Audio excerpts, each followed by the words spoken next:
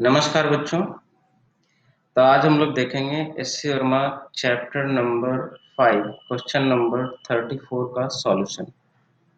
हाँ, तो क्वेश्चन बोल रहा है find the acceleration of the block A and D. तो हर एक सिचुएशन में ए एंड डी ब्लॉक दी गई, तीन सिचुएशन दिया गया है ना। तीनों सिचुएशन में एक्सेलरेशन बताना है। तो ये एक तरह का तीन अलग अलग क्वेश्चन हो गया। तो चलिए इसको सिंप्लीफाई करने की कोशिश करते हैं। सबसे पहले आते हैं हम लोग ए सिचुएशन में। सिचुएशन ए में अब यहाँ पे आप देख सकते हैं फिर से सिमिलर सिचुएशन है जैसे कि इससे पहले वाले क्वेश्चन में मैंने किया था कि कंस्टेंट रिलेशन का यूज करना है आपको। तो कंस्टेंट रिलेशन यूज करना हमेशा आसान कब होता है? ये अगर इस तरह से दिया है तो इसे क्या करो, आप ऊपर की तरफ शिफ्ट कर दो। तो अगर आपने इसे ऊपर की तरफ शिफ्ट किया एक्स से, तो ऑब्वियसली ये वाला जो ब्लॉक है 5 kg का जो ब्लॉक है ये तो डायरेक्टली अटैच है इसके साथ, है ना। तो अगर ये जितना ऊपर जाएगा ये 5 kg भी उतना ही ऊपर जाएगा, तो इसमें तो कोई दिक्कत नहीं है। तो ये 5 kg भी कितना ऊपर जाएगा, x यूनिट ऊपर जाएगा। बट अब सोचो कि अगर ये पुली x यूनिट ऊपर गई तो जो धागा जो है वो कितने रिलीज होगी? तो x इधर से भी रिलीज होगी और x इधर से भी रिलीज होगी। अब चूंकि इधर तो फिक्स इधर तो जा नहीं सकती, तो कौन ले जाएगा सारा धागा? तो 4 kg वाला ऑब्जेक्ट ले जाएगा।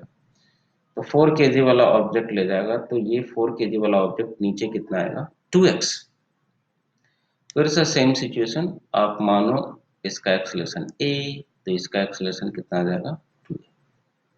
फ्री बॉडी डायग्राम बनाइए, इक्वेशन लिखिए, सारा कुछ हो जाएगा।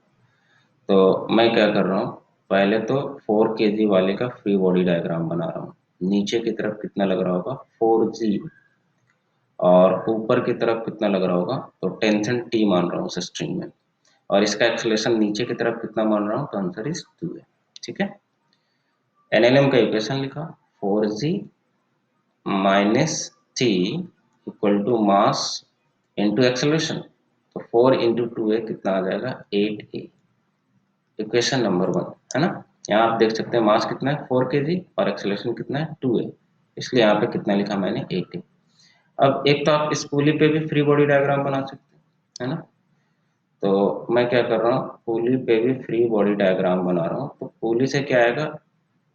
ये टी और ये टी, तो नीचे वाला जो स्ट्रिंग है उसका टेंशन कितनी आ जाएगी? 2t, क्योंकि पुली पे तो नेट फोर्स कितना होगा? 0।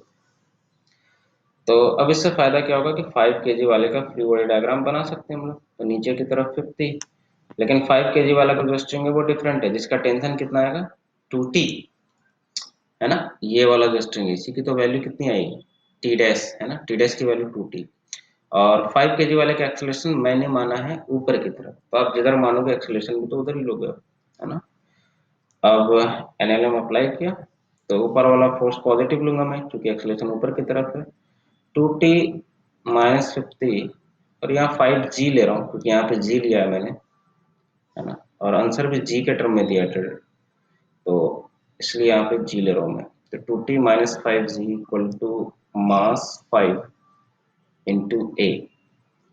ये हो गया क्वेश्चन नंबर 2। तो अब आप निकाल सकते हैं, दो अननोन है।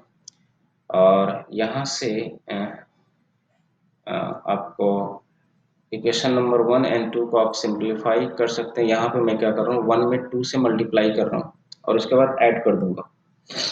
तो 1 में अगर आप 2 से मल्टीप्लाई करोगे इक्वेशन नंबर 1 इंटू 2, तो ये आ जाएगी 8g माइनस 2t, सभी को डबल कर दो आप, इक्वल टू कितना आएगा? 16a। ठीक है, इक्वेशन 1 में दोनों साइड क्या कर दिया? मल्टीप्लाई कर दिया 2 से। ऐसा कर सकते हैं? हाँ कर सकते हैं। 8g इंटू 2t और 8 इंटू 2 कितना आ गया? 16, ताकि ये क्या हो जाए? कैंसिल आउट हो जाए। तो इसे मैं मान रहा हूँ इक्वेशन नंबर 3। अब आप 2 और 3 को क्या कर लो? ऐड कर लो। तो 2 प्लस 3 कर रहा हूँ मैं, ऐड करूंगा तो 2t से 2t कैंसिल आउट हो जाएगा। 8g माइनस 5g, तो इधर बचेगा 3g इक्वल टू, ऐड कर रहा हूँ तो 16 प्लस 5 कितना आ जाएगा? 21।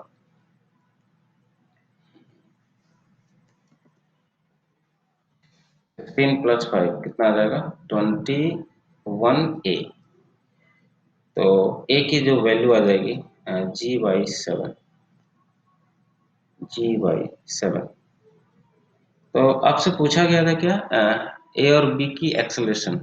तो ए किसका एक्सेलरेशन था, तो आंसर इज बी का मैंने माना था, है ना। यहाँ पे आप देख सकते हैं ए जो था बी का एक्सेलरेशन था। तो आप आंसर लिख सकते हो क्या कि एक्सेलरेशन ऑफ जो बी आएगी वो कितनी आएगी, तो आंसर इज g/7। और चूंकि प्लस आ रहा है मतलब मैंने जो माना था वो सही है, तो ये किधर की ओर होगा, तो आंसर इज ऊपर की तरफ होगा।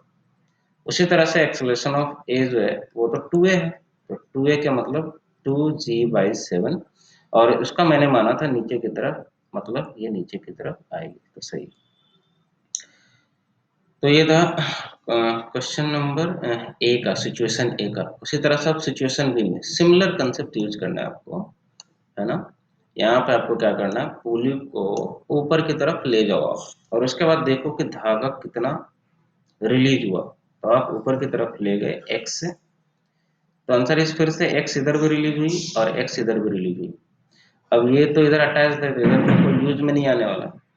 इसका मतलब ये इधर की तरफ कितना जाएगा, 2x। हालांकि जाएगा नहीं, है ना, लेकिन इस तरह से करना क्या होता है, थोड़ा आसान होता है ना। आप नीचे करके लाओगे तो थोड़ा मुश्किल होगा एनालाइज करना, है ना। तो इसलिए हमेशा क्या करो, ऊपर ले जाओ, है ना।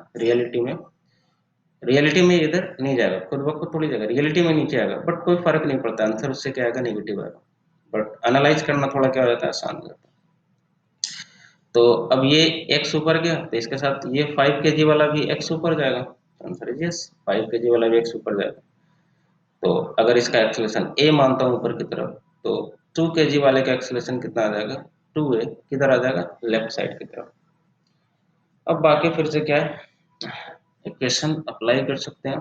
तो चलिए हम लोग एनालाइज करने की कोशिश करते हैं यहाँ पे।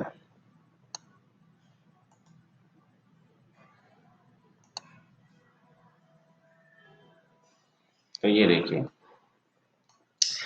अब यहाँ पे क्या कर रहा हूँ मैं, सबसे पहले तो ये 5 kg वाला जो है इसका बना रहा हूँ डायग्राम, फ्री बॉडी डायग्राम बना रहा हूँ, ठीक है। 5 kg वाले के लिए नीचे लगेगा कितना, 50, और ऊपर कितना लगेगा, तो आंसर इस सर मैं ये वाला जो है टेंशन जो है मैं मान रहा हूँ टी। तो अगेन आप पुली पे जब अप्लाई करोगे तो ये टी टी हो जाएगी, और टी डैश की वैल्यू फिर से कितनी आएगी, 2t। तो मैं डायरेक्ट यहाँ लिख रहा हूँ 2t, है ना, पिछले क्वेश्चन में जैसा किया था। और इसका एक्सेलरेशन तो मैंने माना है ऊपर की तरफ, ऊपर की तरफ ले लिया। तो सारे फोर्सेस इसमें मैंने दिखा दिए। 5 kg वाले पे एक टेंशन लग रहा था जिसकी वैल्यू 2t लिए मैंने, और ये क्योंकि इसमें टेंशन कितनी लिए, टी लिए। अब आप इक्वेशन अप्लाई करो, इक्वेशन अप्लाई करोगे तो क्या लिखोगे, क्योंकि एक्सेलरेशन ऊपर की तरफ माना है तो ऊपर वाला फोर्स पॉजिटिव लेना होगा, तो 2t - 50 equal to ma, equation number 1। चलिए अब इस पे आ जाइए, 2 kg वाले ब्लॉक पे फ्री बॉडी डायग्राम बनाइए।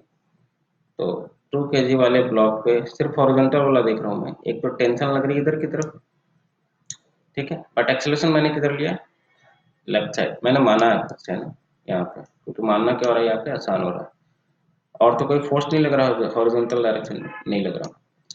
तो इसका मास जो था कितना था, 2 kg, तो ये 2 kg। तो फिर से अप्लाई कीजिए एनएलएम, कैसे अप्लाई करोगे, तो इधर वाले फोर्स एक्सेलरेशन के, हमेशा एक्सेलरेशन के डायरेक्शन में जो फोर्सेस होंगे उसे ही पॉजिटिव कंसीडर करेंगे। तो एक्सेलरेशन के डायरेक्शन में तो यहाँ पे फोर्स नहीं है, बल्कि अपोजिट डायरेक्शन में, तो क्या लिखूंगा मैं, नेट फोर्स -t लिखूंगा, है ना, क्योंकि अभी इसे तो -t ही लेना होगा ना, है ना। तो -t equal to m into A, तो 2 × 2a, तो -t इक्वल टू कितनी आ गई, 4a। और इक्वेशन नंबर 1 में आप देख सकते हैं यहाँ पे 2t है, तो मैं क्या कोशिश क्या कर रहा हूँ, दोनों साइड इसी में 2 से मल्टीप्लाई कर दे रहा हूँ। तो ये आ जाएगा -2t इक्वल टू 8a, इसे मैं इक्वेशन नंबर 2 ले रहा हूँ। अब आप 1 और 2 को क्या कर लो, ऐड कर लो, तो t से t कैंसिल आउट हो जाएगी, है ना।